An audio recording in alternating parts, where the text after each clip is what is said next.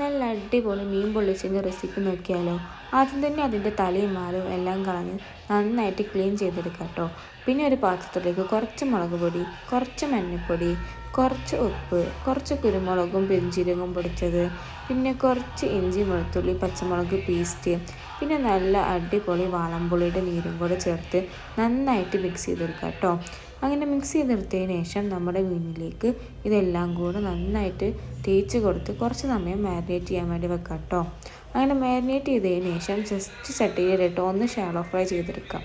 അപ്പോൾ തന്നെ അപ്പുറത്തൊരു ചട്ടി വെച്ച് അതിലേക്ക് ആവശ്യത്തിനുള്ള കുറച്ച് ചെറിയുള്ളിയും കുറച്ച് വെള്ളിയുള്ളിയും പിന്നെ ഇഞ്ചി വെളുത്തുള്ളി പച്ചമുളക് പേസ്റ്റ് കറിവേപ്പിലയും എല്ലാം കൂടെ ഇട്ടിട്ട് നന്നായിട്ട് മിക്സ് ചെയ്ത് വാട്ടിയെടുക്കാം കേട്ടോ.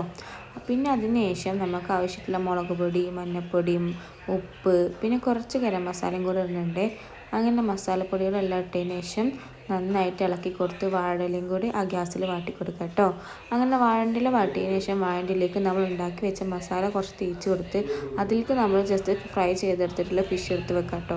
അത് കഴിഞ്ഞ് അതിൻ്റെ മുകളിലേക്കും കൂടെ മസാല തേച്ച് കൊടുത്ത് കുറച്ച് വേപ്പിൻ്റെലും പിന്നെ തക്കാളിയും കൂടെ ചേർത്ത് അതെല്ലാം കൂടെ മൂടി കെട്ടി ഗ്യാസിൽ വെക്കാം കേട്ടോ. പിന്നെ നന്നായിട്ട് അടച്ച് വെച്ച് കുറച്ച് സമയം അതിലിരുന്നിട്ട് മറിച്ചിട്ടിട്ട് പൊള്ളിച്ചെടുക്കാം കേട്ടോ. അത് കഴിഞ്ഞ് തുറന്ന് നോക്കിയാൽ പിന്നെ പറയണ്ടല്ലോ.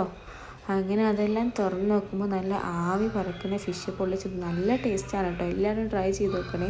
അതിലേക്ക് നമ്മുടെ മാംഗോ സലാഡും കൂടെ ചേർത്ത് കഴിക്കണം. പിന്നെ പറയണ്ടല്ലോ, എല്ലാവരും മസ്റ്റായിട്ടും ട്രൈ ചെയ്ത് നോക്കുക. അഭിപ്രായങ്ങൾ കമൻറ്റ് ചെയ്യുക കേട്ടോ.